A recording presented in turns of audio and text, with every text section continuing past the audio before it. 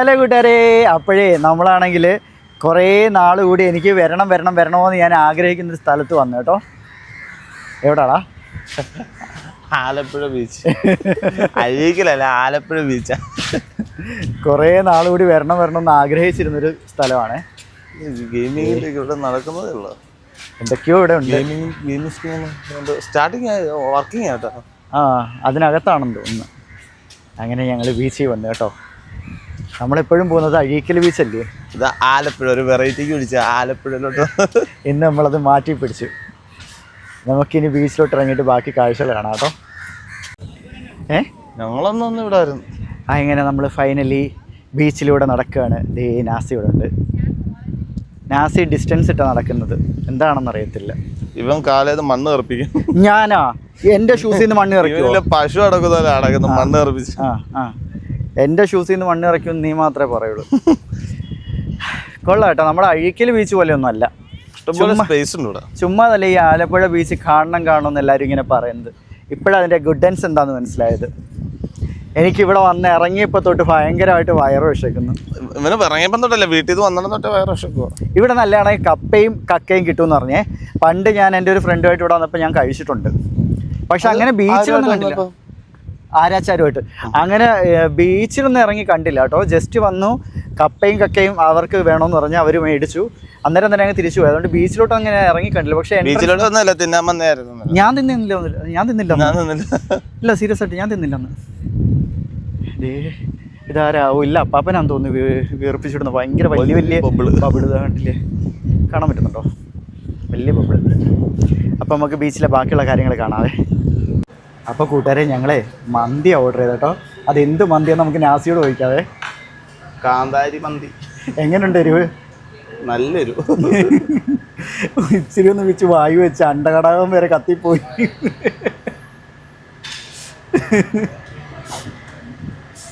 കഴിച്ചിട്ട് ബാക്കി പറയാട്ടോ. നാസി, എങ്ങനെയുണ്ടായിരുന്നു കാന്താരി മന്തി കഴിച്ചിട്ട്? എന്താ കാന്താരി മന്തി ആണെന്ന് പറഞ്ഞു വന്നു. ബിരിയാണി ചോറിനകത്ത് അൽഫാം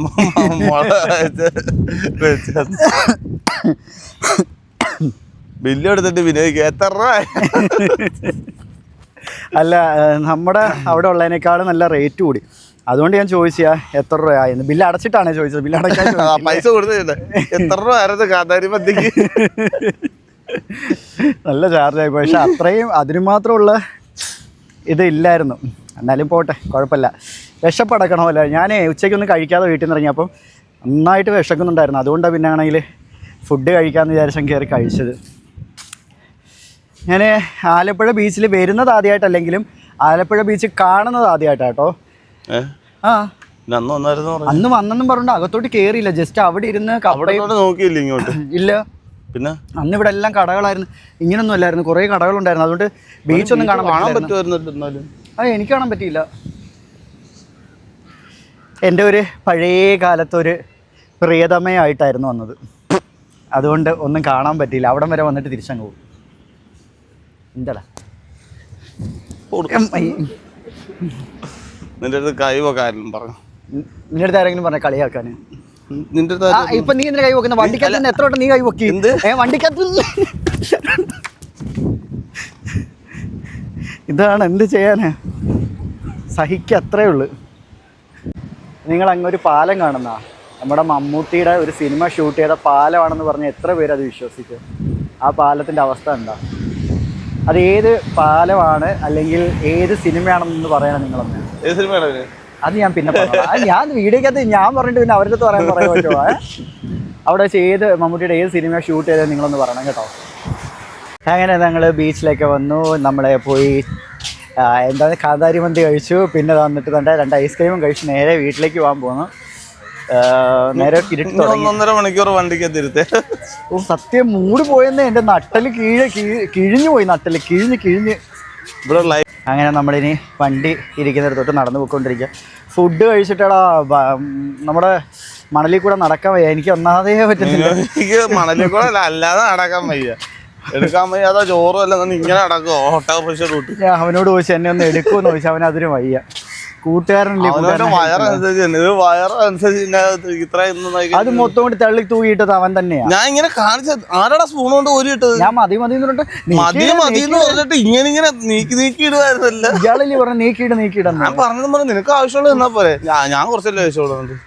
എൻ്റെ പൊന്നോ ചത്ത് സത്യം നടന്നൊരു പരുവായി. വെട്ടമൊക്കെ വന്നിട്ടുണ്ടായാലും വെട്ടമിട്ടപ്പോൾ ആ കാക്കയെല്ലാം പറന്നു പോയി. പെട്ടെന്ന് കാക്ക പറഞ്ഞു. കൊള്ളാം കേട്ടാ. ഈ നമ്മുടെ ആലപ്പുഴ ബീച്ചിനെ കുറിച്ച് ഓരോരുത്തർ ഓരോ അഭിപ്രായം പറഞ്ഞപ്പോൾ ഞാൻ വിചാരിച്ചു ഇത്രയും ഒന്നുമില്ല കേട്ടോ. പക്ഷെ എന്തായാലും കൊള്ളാം. കുറച്ച് ദൂരം നടക്കാനുണ്ടെന്നേ ഉള്ളു. കൊള്ളാം. ശനി ഞായറോ തിരക്ക് കൂടുതൽ കേട്ടോ. പിന്നെ അല്ലാത്ത വർക്കിന്റെ ആയതുകൊണ്ടായിരിക്കും തിരക്ക് കുറവ്. അത്യാവശ്യം ആവറേജ് ഉണ്ട് കാണാനൊക്കെ. പിന്നെ എനിക്കൊരു പരാതിയുള്ളതെന്ന് വെച്ചാൽ ഇരിക്കാൻ ബെഞ്ച് വെക്കണം. ഞങ്ങളെപ്പോലെ ഒരു സംഭവം ഉണ്ടായി. പിന്നെ ഓടി തിന്നിട്ട് ചെന്നിട്ട് ഇരിക്കാൻ പോയപ്പോഴത്തേക്ക് ഒരു അണ്ണം കയറി ഞങ്ങൾ ബെഞ്ചിലിരുന്നു. പിന്നെ അവിടെ എടുക്കാൻ സമയപ്പോഴത്തേക്ക് തിരിച്ചു നടന്നു വരുന്ന പോലെ ഞങ്ങളെപ്പോലെ പാവത്തങ്ങൾക്ക് മാങ്ങ വീഴത്തില്ല. പഴുത്ത മാങ്ങ അറിഞ്ഞിട്ട് ആദ്യം എടുക്കാൻ പോത്തില്ല. എടുക്കാൻ പോകുമ്പോൾ വേറെ ആളെടുത്ത് ഇങ്ങനെ അറിയത്തില്ല. ആ രീതിയായിരുന്നു. ഞങ്ങളെപ്പോലുള്ള പാവത്തങ്ങൾക്ക് ഇരിക്കാൻ ബെഞ്ച് വേണം. അല്ലെങ്കിൽ ശരിയാവില്ല, ഞങ്ങൾ കുഴഞ്ഞു പോകും. എൻ്റെ റിക്വസ്റ്റ് ആണ്. ആവശ്യത്തിലധികം ബെഞ്ച് ഉണ്ട് കേട്ടോ. കൂടെ പോട്ടെ ഒരു ബെഞ്ചും ഇല്ല അവിടെ. 5 ബെഞ്ച് 6 ബെഞ്ച് എങ്ങാണ്ടേ ഉള്ളു. ബാക്കിയെല്ലാം ഫില്ല. അയ്യോ ബാക്കിയെല്ലാം ഫില്ല. അതന്നെ ഫില്ലാണ്. കുഴഞ്ഞു സത്യം. ഇനി പോകുന്ന വഴിക്ക് വേറെ എന്തെങ്കിലും വാങ്ങിച്ചു കഴിക്കണം. നിനക്ക് അത് മാതകരം വണ്ടി എടുത്തോട്ട് അടക്കുവാ. എൻ്റെ അമ്മോ.